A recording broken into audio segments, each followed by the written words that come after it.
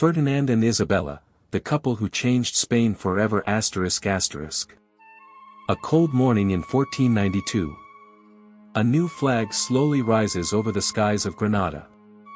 The people of the city watch in silence as an unforgettable scene unfolds before them. A defeated king hands over the keys of his kingdom to the victors. But the question is, was this merely the end of a war? Or was it the final chapter of a civilization that had lasted for centuries? And who were the people behind this historic moment? How did the secret romance and political marriage of two young royals transform the course of European history? Today, we uncover the remarkable story of Ferdinand and Isabella. A royal couple who united Spain, but also brought an era to an end.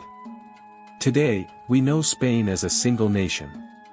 But in the 15th century, reality was very different. The Iberian Peninsula was divided into several independent kingdoms. Castile, Aragon, Navarre, Portugal, and in the south, the last Muslim kingdom of Granada. Each had its own king, laws, and army.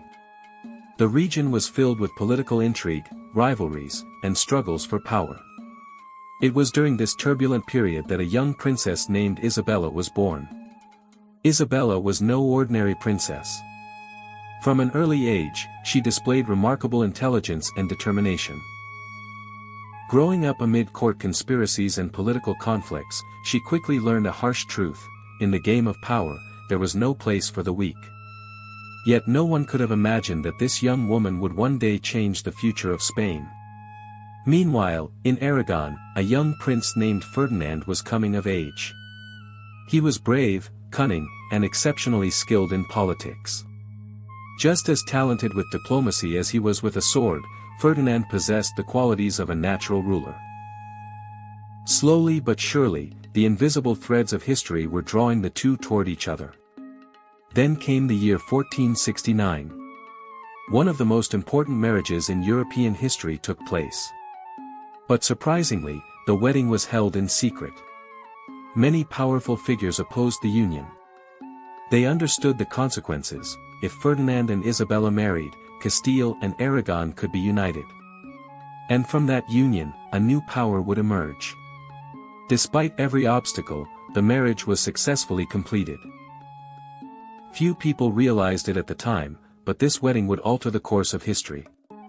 In 1474, Isabella became Queen of Castile. In 1479, Ferdinand became King of Aragon. Now, the power of two kingdoms rested in the hands of a single royal couple. Together, they began strengthening their realms. Corruption was reduced. Rebellious nobles were brought under control. Government authority became more centralized. Slowly, a new and powerful Spain began to take shape. But one final obstacle remained in the south. Granada. Granada was the last stronghold of Muslim Al-Andalus. For centuries, Muslim rulers had controlled large parts of Spain. But after generations of warfare, their territory had gradually shrunk until only Granada remained. Yet the city was still prosperous. It was a center of science, literature, architecture, and culture. Travelers and scholars came from many parts of the world to admire its achievements. But beneath its beauty, a crisis was brewing. The royal family of Granada became consumed by internal power struggles. Fathers fought sons. Uncles fought nephews.